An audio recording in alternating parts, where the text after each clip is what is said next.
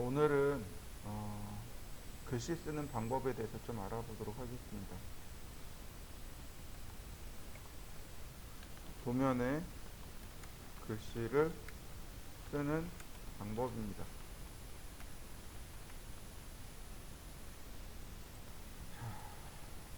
스타일이라는 명령어가 있고요. 그 다음에 텍스트와 엠텍스트가 있고요. 그 다음에 텍스트 에디트가 있습니다. 그러니까 글꼴을 정의하는 명령어가 있고요. 그러니까 글씨를 쓰는 명령어가 있고요. 그 다음에 글씨를 수정하는 명령어 이렇게 있습니다. 자, 보통 스타일에서 원하는 글꼴을 만들어서 씁니다. 자, 우리가 이거를 쓸 때 주의할 점이 있어요. 자, 첫 번째 주의할 점이 뭐냐면 명조체입니다. 아니, 명조란다. 고딕체를 원칙으로 합니다. 고딕 또는 고딕체를 원칙으로 합니다.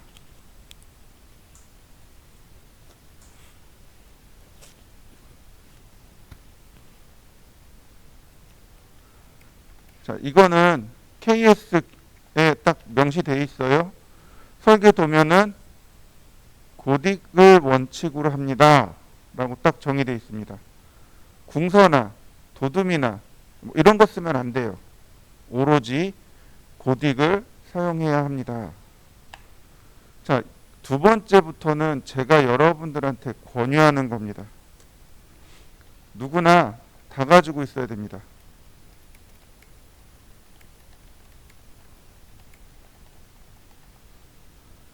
누구나 다 가지고 있는 서체를 쓰세요.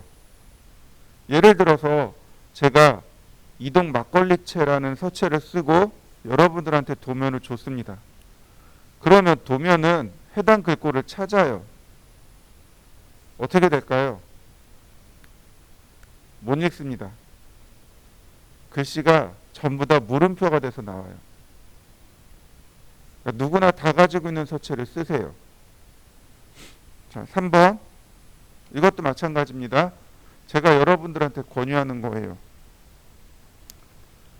특수문자를 지원하는 서체를 쓰세요.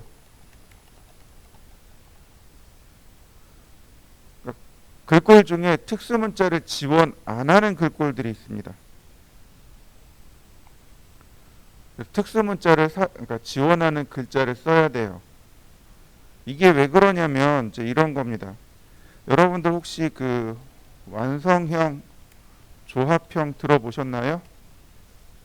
한글을 표현하는 방법이 두 가지가 있습니다. 완성형이 있고 조합형이 있습니다. 원래 우리나라는 한글은 조합형입니다. 무슨 얘기예요? 기역에 아를 더하면 가가 나오죠. 근데 여기에 기역을 더하면 각이 되는 거죠. 이렇게 자음과 모음과 자음을 결합해서 글꼴을 만드는 것, 이게 조합형입니다. 근데 완성형은 뭐냐면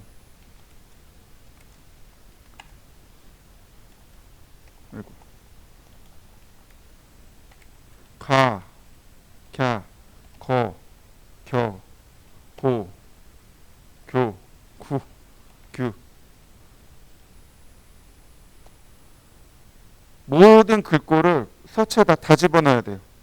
그리고 입력되어진 글자를 비교합니다. 그리고 나오는 거예요. 어느 게 더 편한가요? 프로그램을 짜는 입장에서는 완성형이 더 편해요. 조합형이 조금 더 어렵습니다. 근데 한글을 표현하는 건 어때요? 조합형이 훨씬 더 우수합니다. 아쉽게도 윈도우가 지원하는 건 이쪽이에요.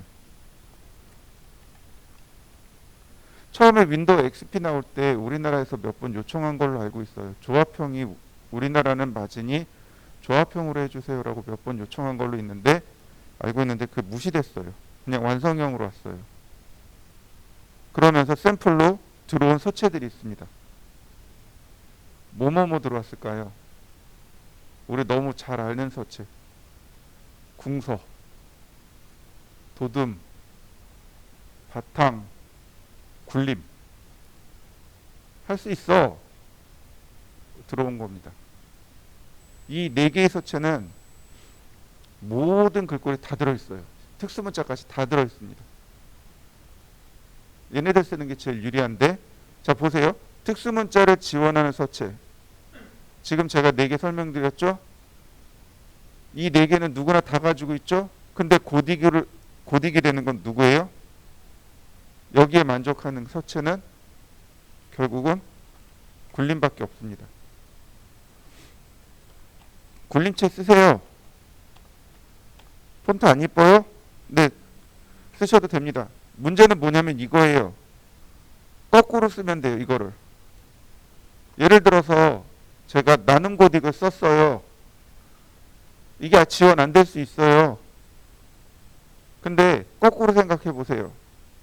누군가가 여러분들한테 서체를, 그러니까 도면을 보내왔는데 해당 도면이 없어서 전부 물음표가 찍혀요. 그럼 어떻게 할까요? 구걸해야 돼요. 무슨 서체 쓰셨어요? 혹시 폰트 보내주실 수 있어요? 구걸해야 돼요. 근데 그러지 않아도 하는 방법. 뭘로 바꾸면 돼요? 해당 글꼴 찾아가지고 굴림으로 바꾸면 모든 문제는 다 해결됩니다. 이해되셨나요? 우리가 폰트를 쓰는 규칙이지만, 이게 폰트를 쓰는 규칙이지만 거꾸로 얘기하면 이거 문제 해결하는 규칙이기도 합니다. 꼭 기억해 두세요. 문제가 생긴 글꼴 찾아가지고 굴림으로 바꿔놓으면 한 8, 90%는 다 해결돼요. 나머지 해결 안 되는 건 뭐냐면 어떻게든 전용 서체를 썼기 때문에 그래요. 그것도 해결하는 방법이 별도로 존재합니다. 자, 그래서 이 완성형 글꼴, 우리가 알고 있는 글꼴이 개발되는데 얼마나 걸리는 줄 아세요? 처음에 2년 걸렸어요. 글꼴 다 집어넣어야 되잖아요. 글자 자수를 다 집어넣어야 되잖아요. 거기다 특수문자 다 집어넣어야 되잖아요. 개발 시간이 엄청 오래 걸립니다. 2년 정도 걸렸어요. 요즘은 좀 개발 시간이 단축된 걸로 알고 있습니다. 근데 이거 다 노가다인 거예요. 그걸 다 그려가지고 넣어야 되는 건 노가다인 거죠. 그래서 여러분들이 주의할 게 뭐냐면 저작권이에요. 저작권. 폰트 저작권에 유의하셔야 됩니다. 저작권이 언제 위배되는지 아세요? 제가 가지고 있는 걸 여러분들한테 복사해 드릴 때 위배가 돼요. 이해되시나요? 네. 제가 어떤 서체를 가지고 있어요. 그걸 제가 여러분들한테 복사를 해드려요. 그러면 저작권의 위배가 되는 거예요. 근데 여러분들이 그 받은 걸로 어떤 걸 만들어냈어요. 그건 저작권 위배가 아니에요. 엄밀히 얘기해서 그 뭐라고 부르냐면 2차 저작권이 생겨요. 그러니까 2차 저작권이 여러분들한테 가져가는 거예요. 그러니까 근데 이제 이런 경우들이 발생해요. 이제 이건 이제 실제로 저희 선배가 했던 것 중에 하나인데, 안과를 하나 했어요. 인테리어를. 간판해야죠. 간판했어요. 한 일주일 있다가 연락이 왔어요. 너네 폰트 저작권 위반했으니까 벌금 내세요. 그리고 공문이 날라온 거예요. 선배가 이제 연락이 왔어요. 야, 이거 어떡하니? 두 가지 방법이 있는데 어떡하실래요? 첫 번째는 그냥 무시하세요. 왜냐하면 폰트를 복사했다는, 누군가한테 복사 받았다는 그게 없잖아요. 그러니까 일단 무시. 그래도 저쪽에서 뭐라고 할 수가 없어요. 그냥 공문만 보내는 거예요. 계속 주구장창 공문만 보내오는 거예요. 아까도 얘기했지만 폰트를 내가 다운받는 순간 그때 저작권 위배가 생기는 거거든요. 내가 서체를 가지고 있다고 해서 저작권 위반이 아니고 다운받는 순간 위반이 되는 거예요. 어디서 다운받았다라는 그 기록이 남는 순간 위반이 되는 거예요. 그러니까 일단 무시해도 돼요. 근데 이제 2차 저작권, 그러니까 만들었잖아요. 2차 저작권이잖아요. 그건 내가 만든 거니까 그건 그 저작권은 나한테 가지고 있는 거예요. 그래서 일단 무시해도 돼요. 근데 귀찮죠. 계속 그 변호사 사무실에서 공문이 날라와요. 우리 일반인들 무섭거든요. 그런 거 날라오면 일단 겁부터 먹거든요. 근데 이제 선배가 그래. 귀찮아. 그런 거 안 오게 하고 싶어. 그럼 전화하세요. 전화해서 걔네 폰트 사시면 돼요. 야, 얼만데? 꽤 비쌀 거예요. 사세요. 답은 그거밖에 없어요. 걔네들이 요구하는 폰트를 사면 돼요. 이게 어떻게 하냐면 걔네들한테 직접 그러니까 1대1로 붙어가지고 이제 소위 말해서 다이다이 붙는다 그러죠. 1대1로 붙어가지고 사야 돼요. 근데 또 다른 방법은 뭐냐면 다른 루트로 해당 폰트를 사오면 돼요. 제가 그것까지 알려줬어요. 여기 가면 싸게 살 수 있어요. 그것까지 알려드렸어요. 그러면 얘네들이 이쪽 변호사하고 싸워서 끝낼 거예요. 얘네들이 좀 더 싸니 얘네들한테 하셔도 돼요. 이게 이제 보통 우리가 그렇게 해요.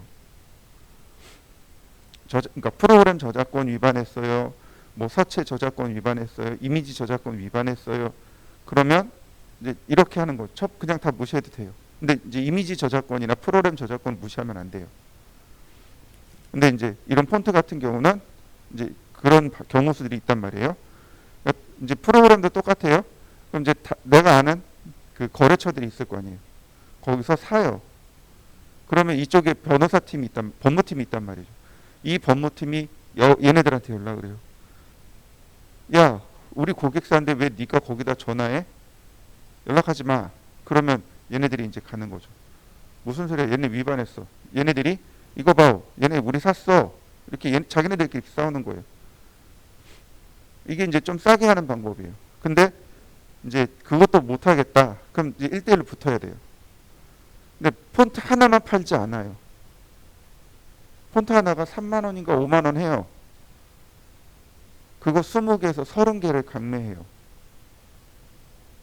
한 250만 원 줬다 그러더라고요.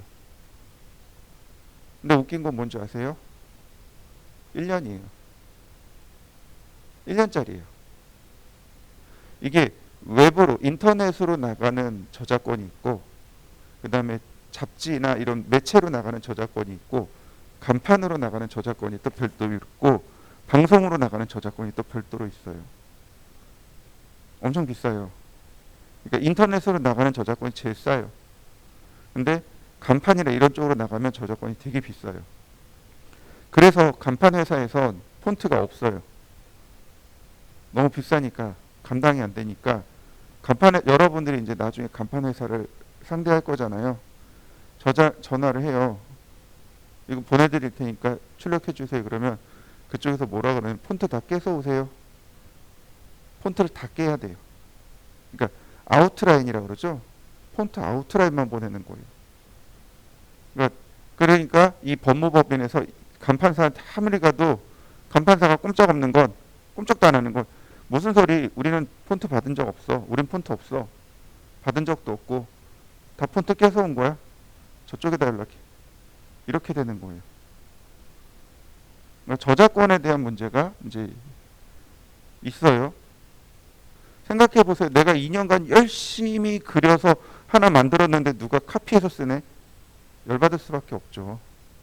어떻게든 그거 회수하려고 하겠죠. 그게 저 완성형부터 시작을 해요. 저런 문제가 발생한 게. 조합형으로 만들었다면 조금 덜 하지 않았을까? 조금 덜 하지 않았을까 싶어요. 그래도 어쨌든 저작권은 우리가 지켜야 되는 거죠. 지적 재산권들은 이제 지켜가 나아가야 하는 추세인 거죠. 네. 그래도 돈 없고 가난한 개인들은 어둠의 경로를 하나쯤은 파고 있어야죠. 자, 하여튼 그렇습니다. 전후 사정은 이래요. 그래서 우리가 쓰는 건 그래서 가급적이면 폰트를 굴림으로 쓰셔라. 예시로 뭐 특수문자가 다 지원이 돼요. 한글 다 지원되고 특수문자 다 지원이 됩니다. 그래서 폰트를 만들 때 저 굴림 폰트 열어가지고 그거 다 수정하면 돼요. 저 한번 열받아서 폰트 만든다고 그 프로그램으로 한번 열어봤거든요. 그리고 바로 닫았어요. 그 내가 그려야 될 일러스트레이터로 폰트를 그려야 될 폰트가 엄청 많더라고요. 직장 생활도 하는데 이건 취미도 아니고 답이 없더라고요. 자, 스타일이요. 스타일, 그리고 자, 스타일 명령을 실행하면 이런 대화 상자가 뜹니다. 내가 스타일들은 얼마든지 만들어서 쓸 수 있어요. 자, new, 자, HG, 한글이란 뜻이에요. 한글. 한의 H, 글의 G. 자, 그러면 여기 폰트 나오죠? 알파벳 순입니다. 위로 올리면 골뱅이 한글이 나와요. 얘는 쓰시면 안 돼요. 글씨가 세로 쓰기가 됩니다. 옛날 글자가 이렇게 글자 세로 쓰기 하잖아요. 네. 세로 쓰기 할 때 쓰는 게 저 골뱅이 글꼴이고, 그 다음에 이 밑으로 내려가면 Z자 아래에 비로소 서체들이 나옵니다. 뭐 굴림 쓰시면 된다고 했습니다. 근데 저는 맑은 고딕 쓸 거예요. 여러분들 편하신 거 쓰세요. 괜찮아요. 그 다음에 폰트 스타일 있네요. 자, 레귤러 볼드 있고요. 이거 모르는 사람들은 없을 거예요. 글꼴마다 어떤 글꼴은 레귤러만, 어떤 글꼴은 볼드만, 어떤 글꼴은 이탈릭까지, 어떤 글꼴은 씬, 얇은 것까지 뭐 이렇게 다양하게 제공해 줍니다. 그 다음 사이즈 있네요. 이 사이즈는 손대지 마세요. 사이즈 숫자 안 바꿉니다. 보통 우리가 도면에 들어가는 글자가 작은 글자, 큰 글꼴, 그러니까 작은 거, 중간 거, 큰 거 이렇게 들어가요. 이렇게 생각하시면 좋아요. 원시인 숫자 세기. 아시나요? 원시인들이 숫자 세는 방법. 하나, 둘, 셋, 많다, 아주 많다, 대빵 많다. 도면이 그래요. 가는 거, 중간 거, 굵은 거. 작은 거, 중간 거, 큰 거. 이해되시나요? 네, 원시인 숫자 세기랑 똑같아요. 이 이상 벗어나면 안 돼요. 왜냐하면 너무 복잡해지면 도면을 그리는 사람이나 그 도면을 읽으려 하는 사람이나 어려워지거든요. 그래서 최대한 단순하게 만든 거예요. 가는 거, 중간 거, 굵은 거. 여기에 이제 플러스하면 아주 굵은 거 이렇게 되는 겁니다. 글꼴도 마찬가지예요. 일반적으로 쓰는 작은 글꼴, 그 다음에 이거보다 조금 큰 중간 글꼴, 그 다음에 타이틀로 쓰는 큰 글꼴. 이렇게 세 개밖에 없어요. 조금 더 한다면 작은 거, 중간 거 두 개만 써도 누가 뭐라고 안 해요. 적당히 알아서 쓰시면 되는데 보통 이렇게 씁니다. 글꼴의 크기가 2배 정도 차이 나게 2, 4, 6, 8 이런 식으로 3, 6, 9 이렇게 가도록 2배 정도 곱하기 2 한 정도로 크기 차이가 나면 돼요. 전산응용 건축제도에서는 2, 3, 6으로 3, 6, 9로 가요. 3, 6, 9로 갑니다. 근데 저 같은 경우는 글꼴 쓸 때 2, 4, 6으로 썼어요. 근데 작은 글씨가 2mm 이하로 내려가지 않도록 주의하셔야 돼요. 1.8이나 1.6짜리 그러니까 글꼴을 쓰는 경우를 봤어요. 나쁘진 않아요. 뭐라고 할 수도 없고. 근데 문제가 생겨요. 이거 누가 뭐라고 해요? 누가 글자 작게 쓰면 누가 뭐라고 해요? 누가 뭐라고 하냐면 현장에 있는 반장님들이 뭐라고 해요? 현장에 있는 반장님들이 대부분 다 60을 넘었거든요. 이 양반들이 노안이 있어가지고 글꼴이 조그만 글꼴이 안 보인단 말이에요. 현장이 이렇게 밝지 않아요. 물론 밝은 데도 있지만 어두운 데가 태반이에요. 어두침침한 데가 태반입니다. 근데 글자는 조그매요. 일은 바빠요. 돋보기 썼다가 벗었다, 썼다, 벗었다. 열받는 거죠. 그 돋보기 써서 그러니까 이게 침침한 건 괜찮아요. 근데 돋보기 써서 글자가 보이면 괜찮아요.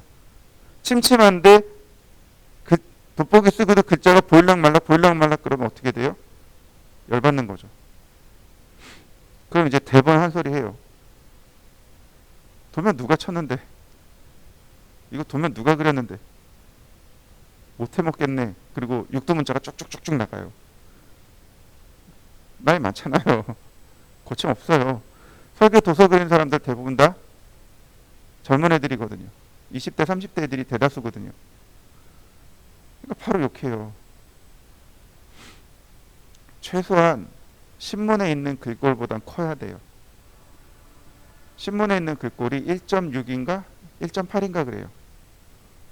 그래서 저는 2mm 써요. 좀 눈이 좋은 분들은 이러고 봐요.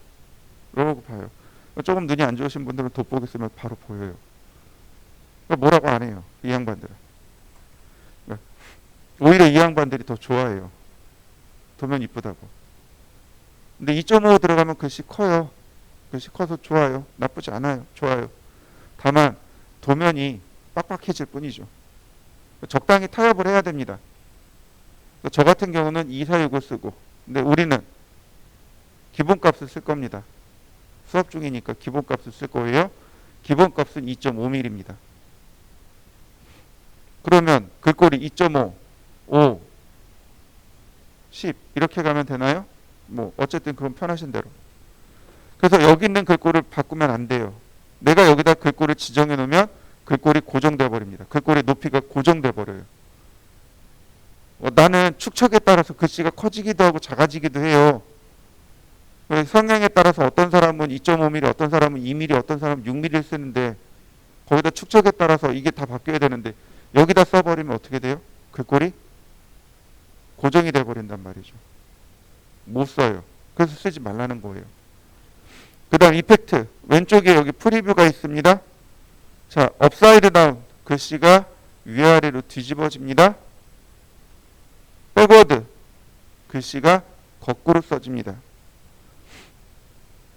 그 녹음 기법 중에 백워드 마스킹이라는 맞나? 네, 백워드 마스킹이라는 기법이 있어요. 혹시 아시나요? 그 옛날에 이제 테이프, 카세트 테이프라는 게 있었어요. 이거를 이렇게 거꾸로 돌리는 거예요. 강제로. 그러면 말이 어떻게 돼요? 거꾸로 읽어지겠죠. 그거 이제 백워드 마스킹이라고 해요. 그래서 이제 옛날에 그런 것도 있었어요. 뭐 그 노래 가사 속에 어떤 암호를 넣어놓는 거죠. 근데 그거를 어떻게 읽어요? 거꾸로 읽으면 들리게 되는 거죠. 네, 그런 것들도 있어요. 그 백워드 마스킹이라고 해요. 글씨를 반대로 쓰기. 우린 쓸 일 없고요. 자, 위드 팩터. 위드 팩터는 장평이라고 합니다. 장평이라는 게 뭐예요? 글자 폭 있죠. 이 폭의 비율을 장평이라고 합니다. 넓게 쓸 거냐 아니면 좁게 쓸 거냐. 예를 들어서 제가 3이라고 했습니다. 높이는 고정이에요. 고정이고 폭만 3배 늘어난 거죠. 자, 0.7 높이는 고정이고 폭이 줄어드는 겁니다. 물론 얘 쓸 일 없어요. 그냥 1로 놓으시면 됩니다.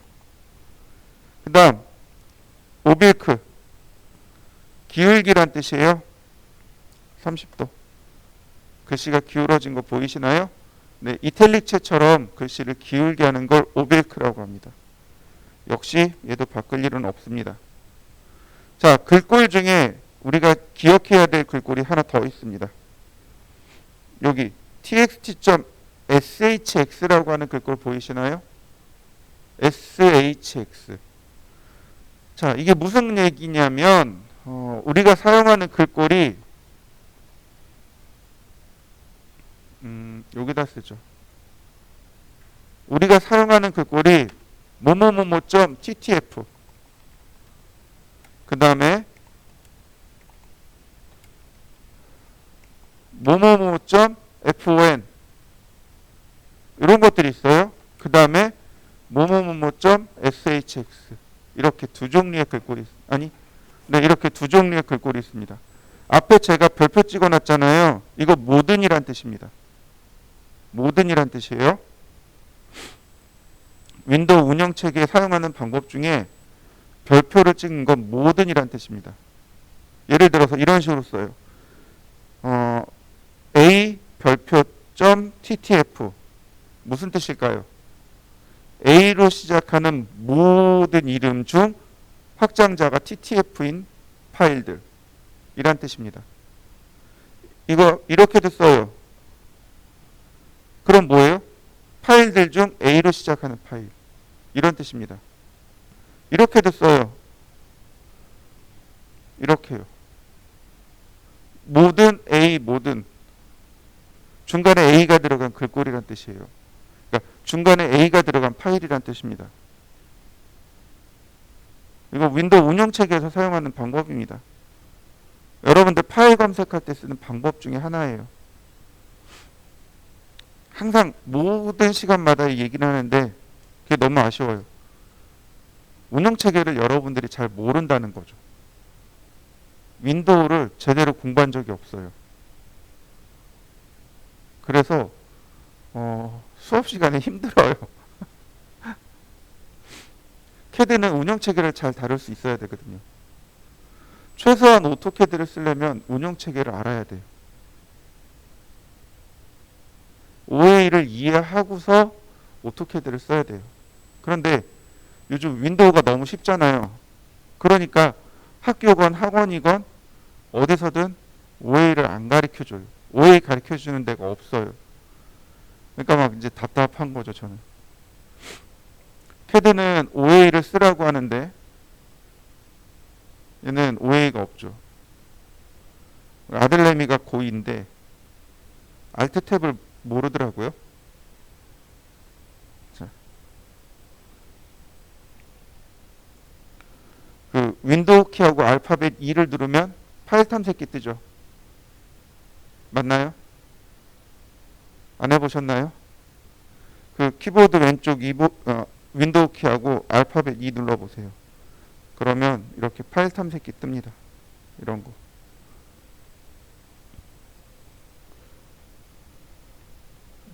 이렇게요. Alt F4 파일 종료. 그다음 윈도우 R 실행창. 이런 것 기본 단축키들이에요.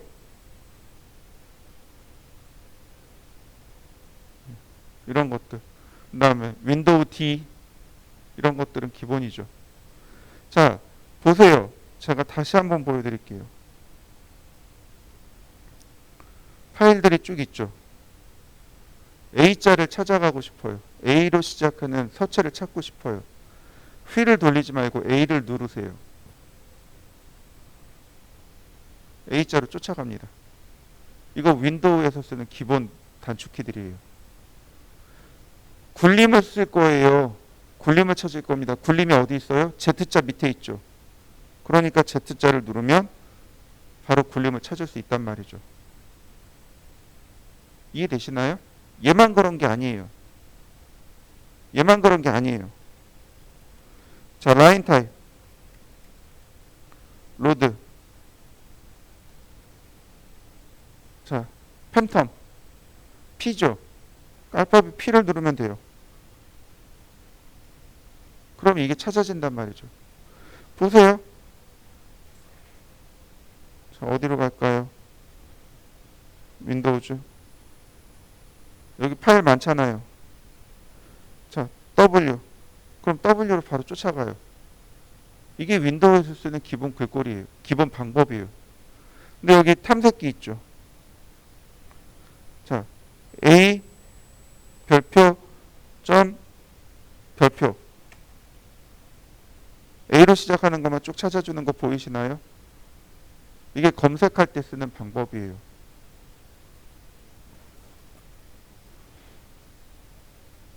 자, 다시.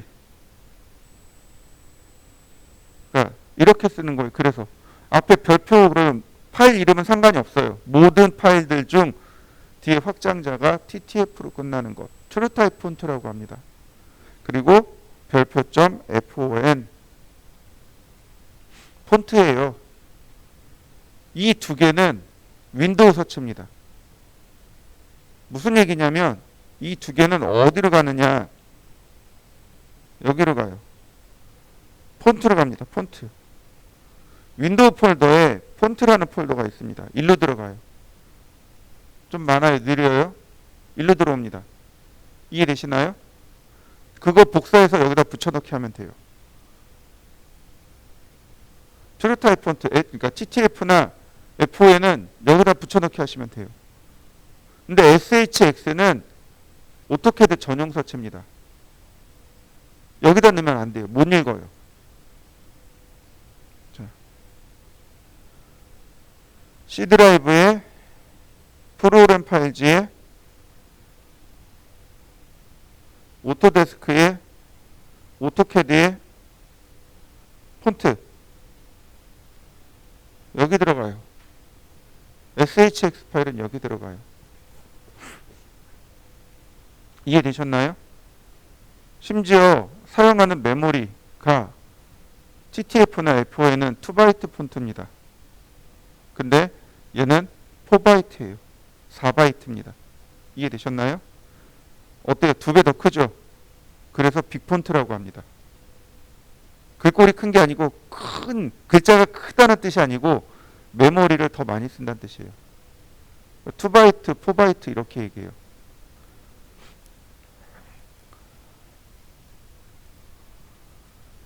이 앞에 두 개는 2바이트 포맷입니다. 얘는 4바이트예요. 그러니까 글자 크기의 단위죠. 2바이트, 4바이트 이렇게 얘기하고요. 자, 스타일 들어옵니다. 그러면 여기 유즈 빅폰트가 활성화돼요. 얘가 빅폰트들이고요. 얘를 누르면 윈도우 폰트 안 나옵니다. 오로지 오토캐드 폰트만 나와요.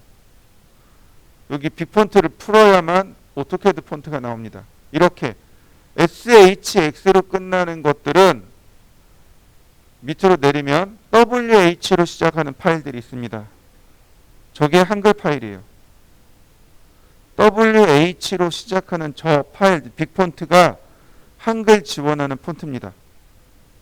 이해되셨나요? 제가 아까 얘기했죠. 굴림체로 바꾸면 돼요 라고 얘기했죠.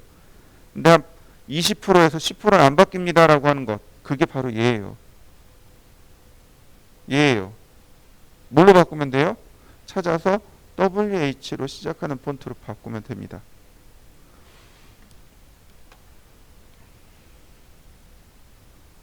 얘가 WH로 시작하는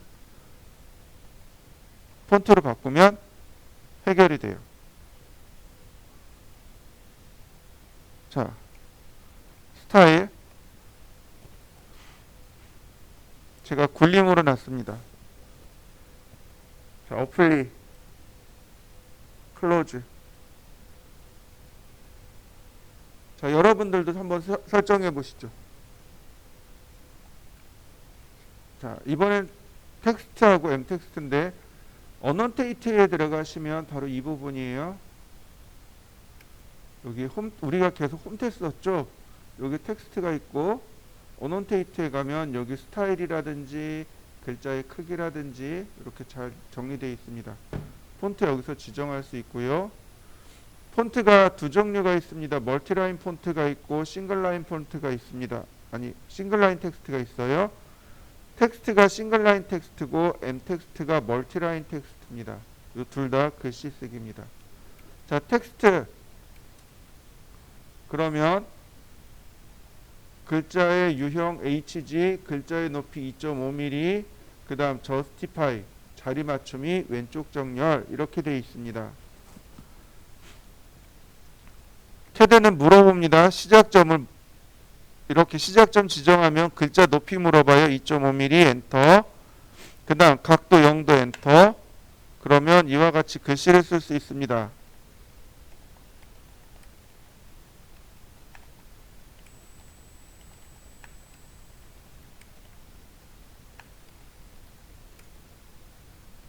자, 어떤가요? 많이 잘 써지나요? 엔터 한 번 더. 그러면 이와 같이 글꼴이 써집니다. 여러분들도 한번 써보시죠. 자, 다시 텍스트 시작점 지정하고 엔터, 엔터.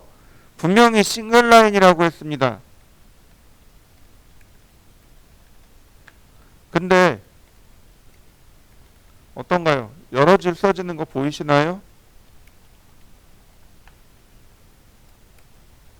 심지어 중간에 이렇게 쫓아가서 지울 수 있어요. 수정도 되네요.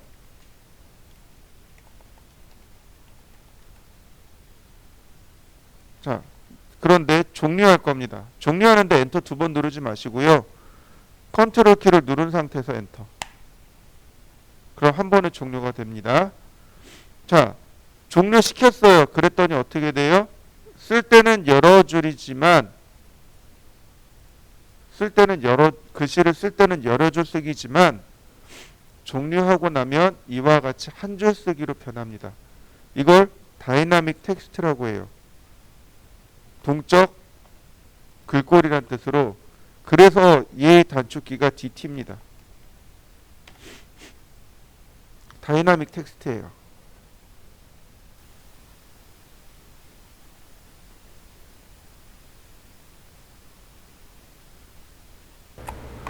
자,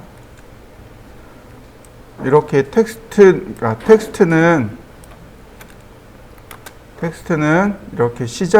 이렇게 여러 줄을 쓸 수 있지만 명령어 종료하고 나면 이렇게 한 줄 한 줄 분리되는 것, 이게 텍스트입니다. 저스티파이에서 보시면은요, 위치를 조정해 줄 수 있습니다. 레프트, 센터, 라이트, 왼쪽 정렬, 중간 정렬, 오른쪽 정렬입니다. 기본은 레프트고요. 자, 센터로 놔볼까요?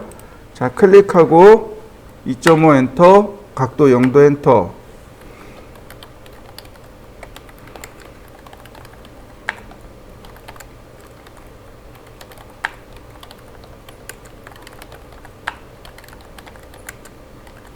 자, 어떤가요?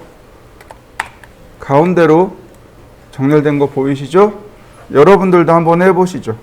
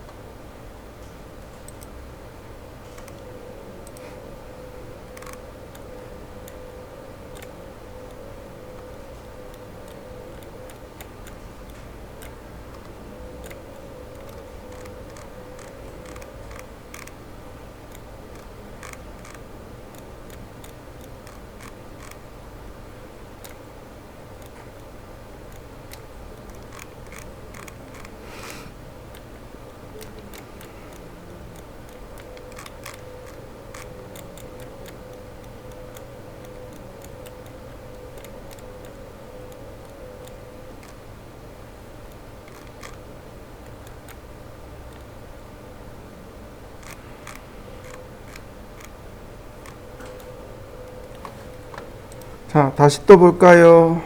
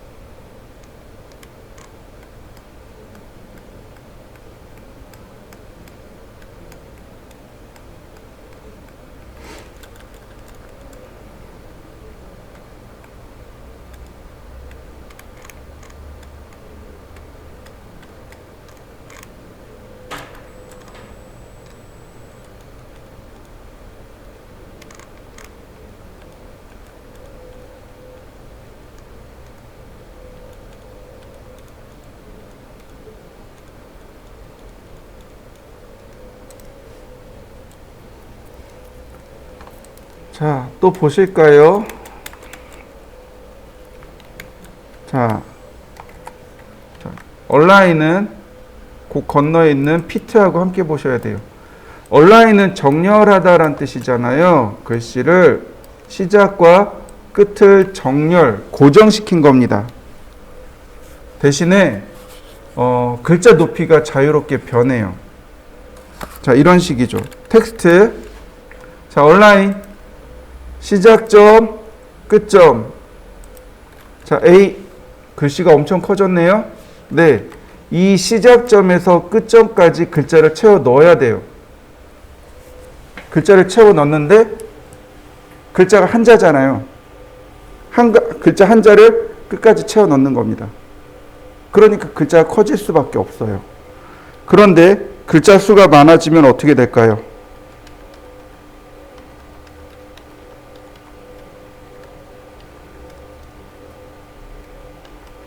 글자가 점점 작아지는 거 보이시나요? 저 모든 글자를 시작과 끝에다 다 밀어 넣어야 되는 거죠. 그러니까 글자 높이가 가변, 즉 변한다는 얘기가 되는 겁니다. 이게 얼라인입니다. 한번 해보시죠. 자, 이번에는요, 피트를 한번 해보죠. justify fit. 그러면 베이스라인의 시작점, 끝점 한 번 더 지정해 줍니다. 글자의 높이까지. 그러면 뭐가 바뀌냐면 장평이 바뀝니다. 보시다시피 높이까지 고정을 해놨기 때문에 바꿀 수 있는 건 장평밖에 없습니다.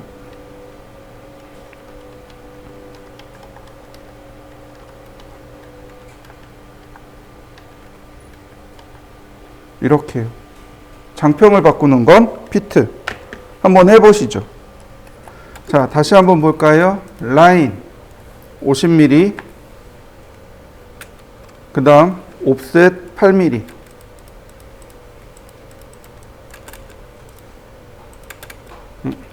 라인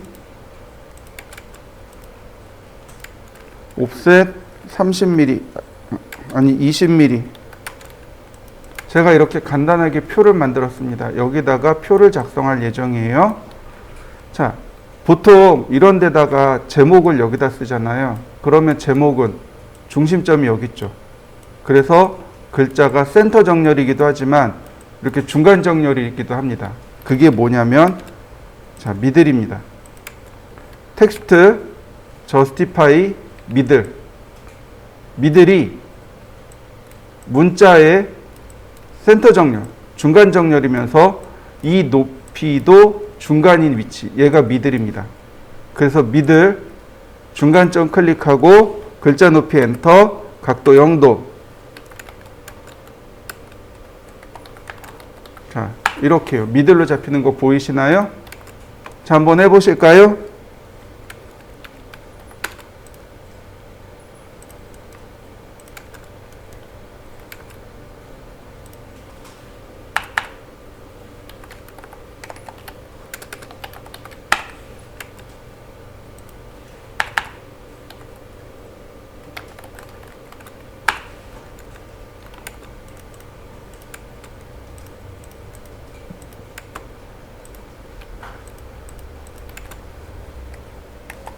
그렇다면 여기다가는 글씨를 어떻게 쓸까요?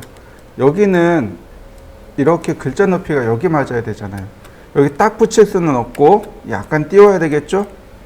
그리고 이 높이의 중간에 맞춰줘야 됩니다.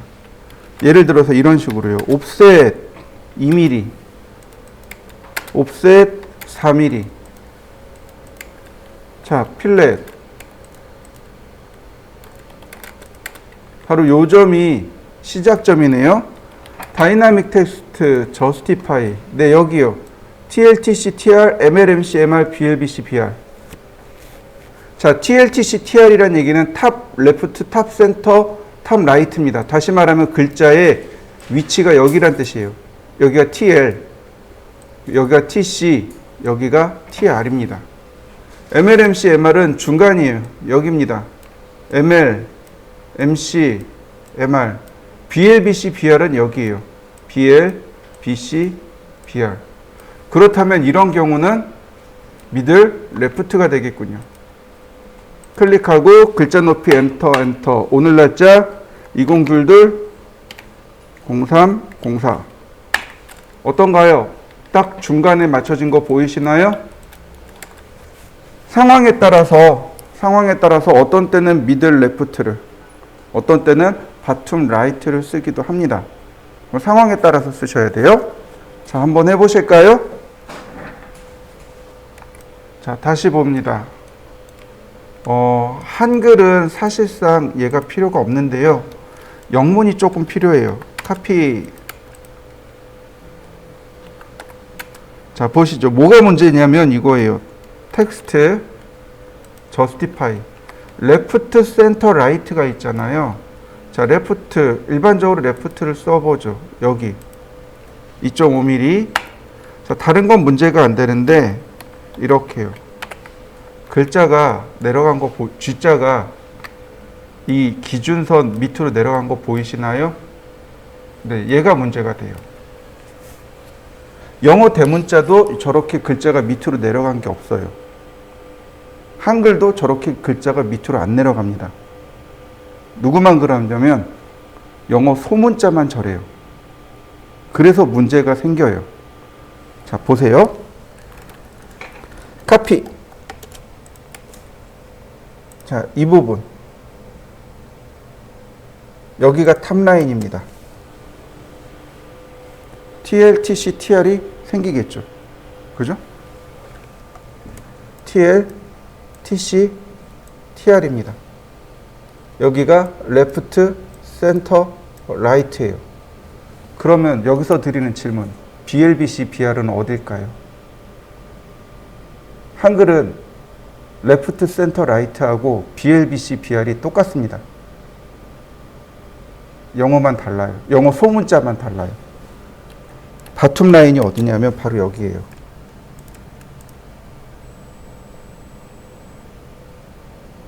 여기입니다. 저 아랫선이 바툼 라인이에요. 이해되셨나요? 그럼 MLMC, MR은 어딜까요? 자, 라인을 그려볼까요? 카피.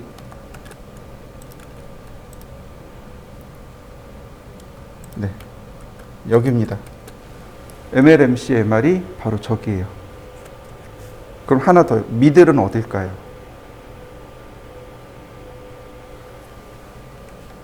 자, 라인. 미들은 여기 있습니다.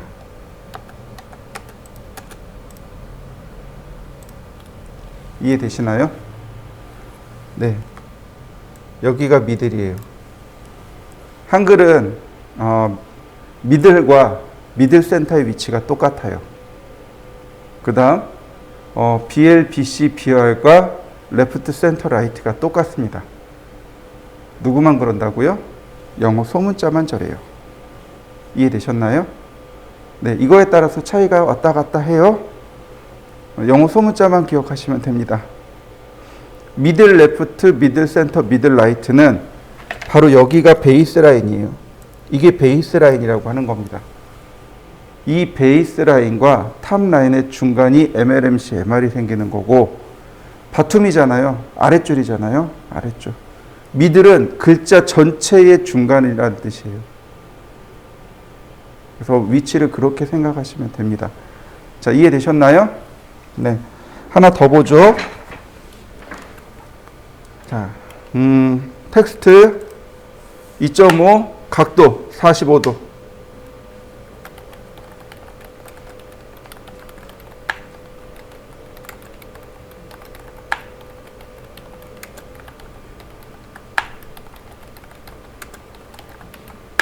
자, 45도 회전한 거 보이시나요? 네, 로테이트. 클릭하고 마이너스 45도. 똑같죠? 그러니까 로테이트는 안 써요. 글씨 높이만 바꿀 수 있으면 됩니다. 한번 해보시죠. 이번에는 m텍스트를 쓸 겁니다. m텍스트. 자, m텍스트. 그러면 m텍스트는 여러 줄을 쓰기 때문에 이렇게 영역을 지정해야 됩니다. 그리고 그 영역의 글씨를 쓰게 돼요. 이렇게요. 그러면 뭐가 바뀌냐? 이 부분이 싹 바뀌어요. 리본 메뉴가. m텍스트의 장점은 글꼴을 쉽게 바꿀 수 있어요. 스타일을 통해서 글꼴을 지정하는 게 아니고 내가 다이렉트로 폰트를 건들 수 있습니다. 자, 일단 써보죠.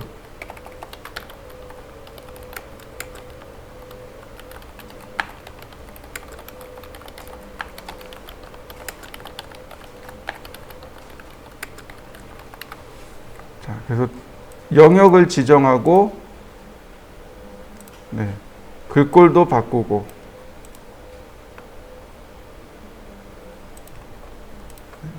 혹은 여기서 직접적으로 색상을 바꿀 수도 있습니다. 또한 저스티피케이션에서 여기서 얼마든지 자리 맞춤도 가능해지고요. 여기 글자 크기 여기 있죠? 네, 여기서 글자 크기도 마음대로 바꿀 수 있습니다.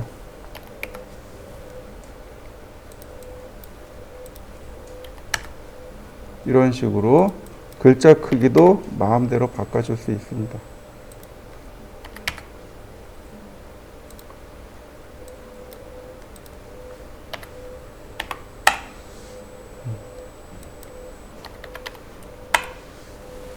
아무래도 m텍스트가 사용하는 방법이 조금 더 편하기 때문에 많이들 사용합니다. 똑같아요. 여기 클로즈 버튼을 누르셔도 되지만 컨트롤 키를 누른 상태에서 엔터. 똑같습니다. 한번 해보시죠. 자, 이 부분에다가 글자를 쓰고 싶어요. 똑같이 m텍스트 영역 지정하고 저스티피케이션. 자, 미들 센터네요. 날짜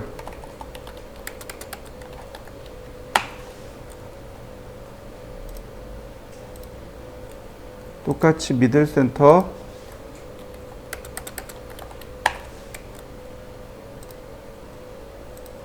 똑같이 설계자 어떤가요? 훨씬 더 쉽게 만들어지죠. 자, 여기도 마찬가지예요. 얘는 미들 레프트인데 문제는 뭐예요? 이렇게 바짝 붙여 있다는 얘기죠. 자, 여기서 우리가 탭키를 쓸 수도 있고요. 자, 여기는 들여쓰기, 내어쓰기가 없을 거란 말이죠.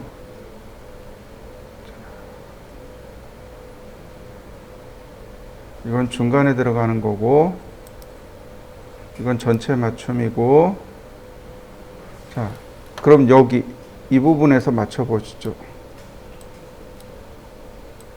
이렇게요. 어떤가요? 위치 맞춰지는 거 보이시나요? 자, 이런 식으로. 그러면 조금 더 쉽게 맞출 수 있다는 얘기죠. 자, 도명, 우리 집. 자, 매치 프로퍼틱스.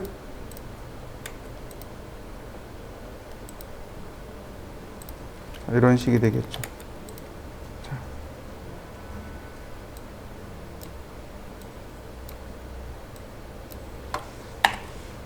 다시 볼까요? 텍스트 설계자. 저스티피케이션 미들 센터. 미들 센터 아니죠. 미들 레프트죠. 그 다음 홍길동. 어떤가요? 훨씬 더 작업하기가 쉽습니다. 한번 그려보실까요? 문자에는 특수 문자가 있습니다.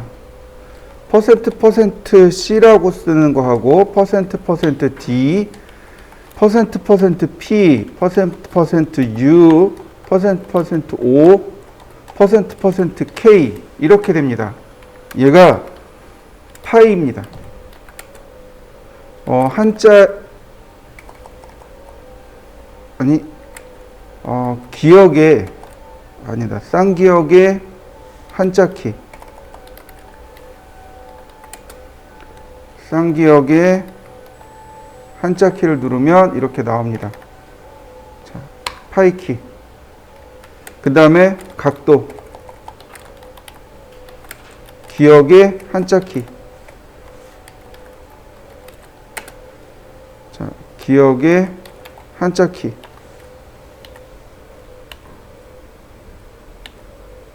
네.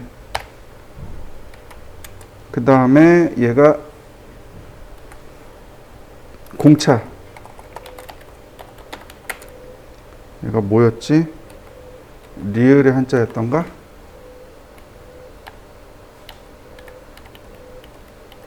리을이던가 미음이던가 기억이 없네. 디귿. 네, 디귿의 한자 키네요. 6번. 디귿의 한자 키. 그러면 이렇게 나옵니다. 이렇게 문자 중간에 이렇게 써도 되고, 혹은 쌍기역의 한자 키, 기역의 한자 키, 디귿의 한자 키를 눌러도 사용할 수 있습니다. 자, 보세요. 이거는 텍스트나 M텍스트나 다 똑같습니다. 텍스트. 자, 이거. 퍼센트 C 50. 자, 퍼센트 D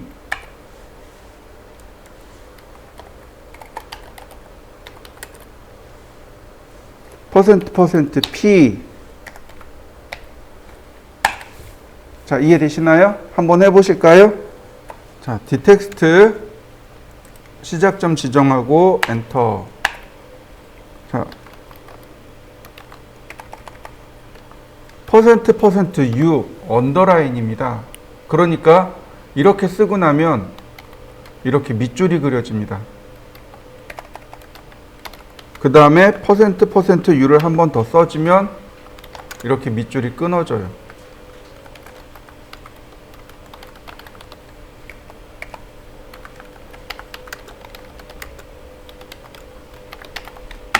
자, 밑줄 그려진 거 보이시나요? 한번 해보시죠. 자, 텍스트 시작점 지정하고요. 이번엔 퍼센트 5입니다. 오버라인이에요.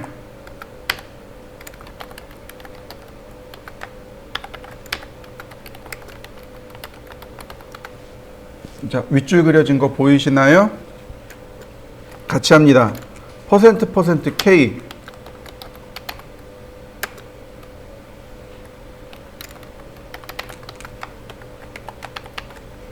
네, 보통 취소줄이라고 하죠. 네.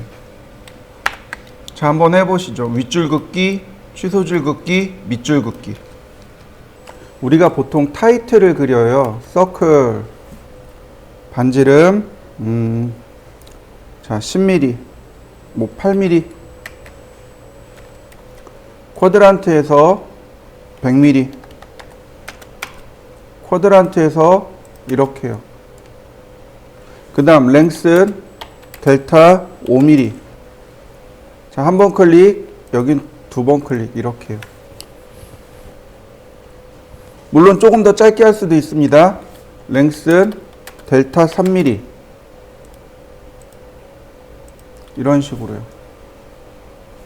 자, 여기까지 한번 그려보실까요? 여기서부터 여기까지 길이는 다 자율입니다.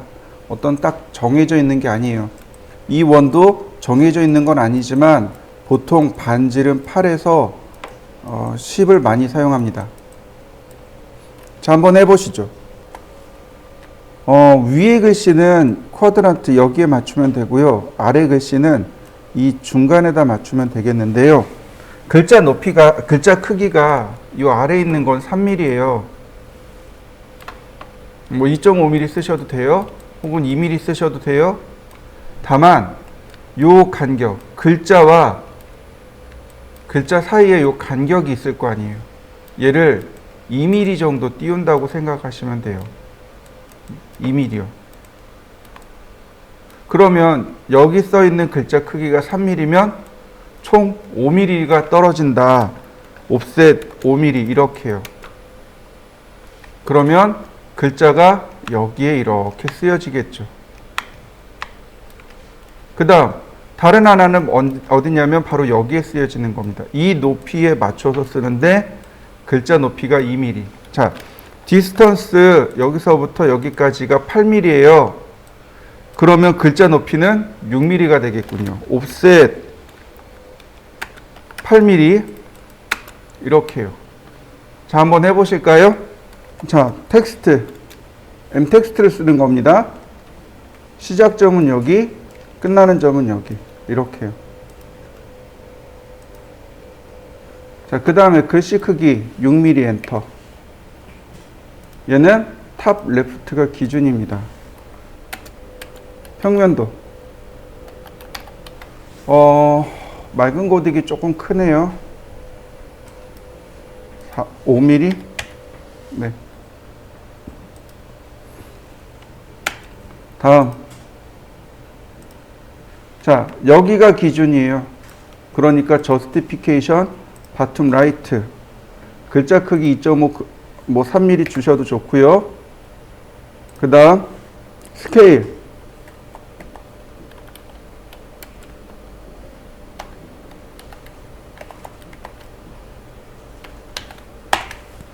그리고 위에 아래 삭제. 이렇게 되는 겁니다. 이걸 쓰는 방법이 이렇게 되는 거예요. 자, 한번 써보시죠.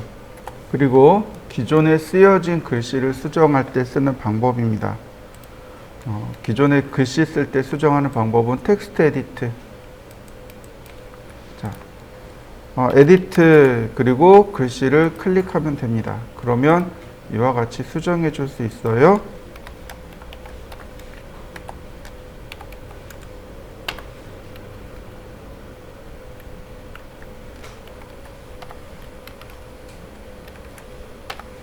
글씨 수정되는 거 보이시죠?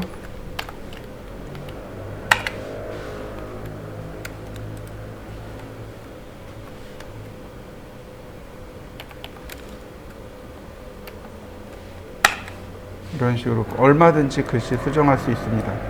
근데 글씨 수정하는 방법이 하나 더 있는데요. 더블 클릭하시면 돼요. 그러면 이렇게 금방 글씨 수정됩니다. 마찬가지예요. 더블 클릭하시면 돼요. 그러면 글씨는 금방금방 수정이 됩니다. 또 컨트롤 1키 누르셔도 돼요. 클릭해보면 해당 내용이 여기 나옵니다. 정보들이 나와요. 그래서 해당 정보대로 글자를 수정할 수 있습니다. 자, 한번 해보시죠. 자, 제가 이 과제물을 최대한 빨리 그려보고 여기다가 얘네들을 써볼 테니까 한번 보세요. 자, X라인 0도, 90도, 45도. 트림, 옵셋 120, 옵셋 70, 옵셋 100, 트림, 다시 라인, 옵셋 55,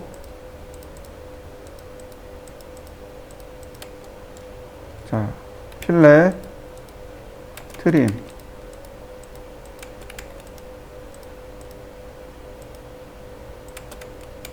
자, 라인,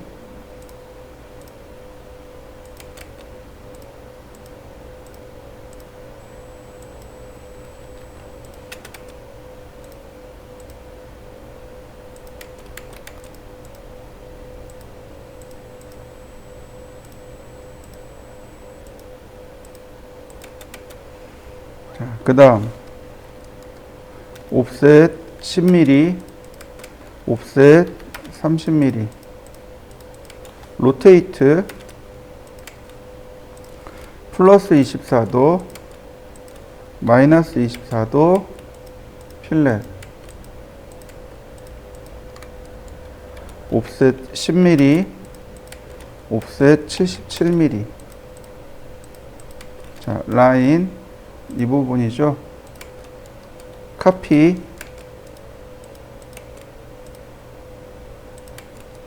트림, 필렛. 자, 라인. 네, 요선은 은선입니다. 그러니까 은선으로 바꾸고요. 자, 그 다음. 자, X라인, 버티컬, 호리젠탈.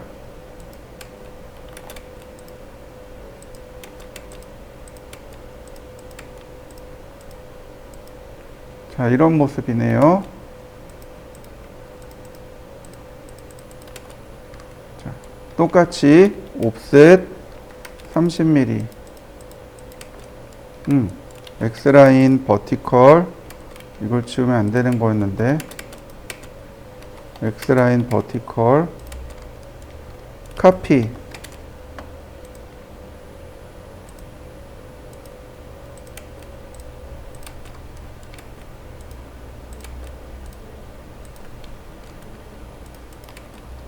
자, 필렛. 이 부분은 분명히 바닥이란 말이죠. 그러니까 X라인 버티컬 옵셋 77 필렛. 자, 라인 이렇게요. 자, 트림으로 선 지우고 라인 다시 그리고 필렛. 자, 매치 프로퍼틱스로 네. 그 다음 X라인 버티컬 라인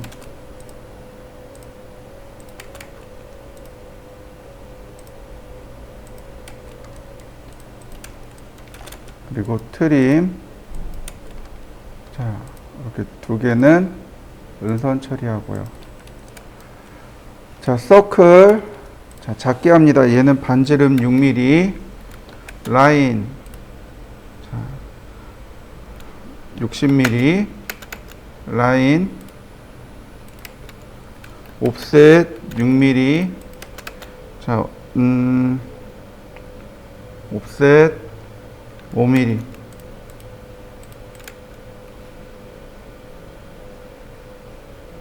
크네요. 옵셋 4mm. 자, 텍스트. 자, 5mm. 여기는 탑뷰죠.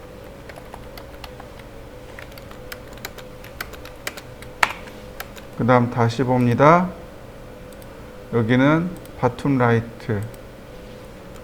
스케일 1대 2. 근데 문제는 얘가 1대2 도면이 아니라는 거죠. 스케일 2배를 키워야 하는 거죠. 이렇게 이동하기. 이 전체의 중간에 들어가게끔. 자, 이동하기. 여기 중간에 칠 수 있으니까 내리고 카피.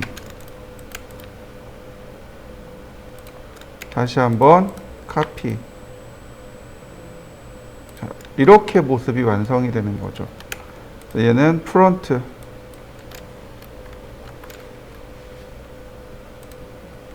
자, 크기 늘려주고요. 자, 얘는 라이트. 보시면 글꼴을 눌러 보시면 이렇게 영역이 나온단 말이죠. 이 그립을 키워 주시면 됩니다. 이 m텍스트는 이렇게 m텍스트는 크기가 안 늘어나요. 스케일로 안 늘어나요. 그래서 이렇게 함께 해 주셔야 됩니다. 자, 이렇게 한번 완성시켜 보시죠.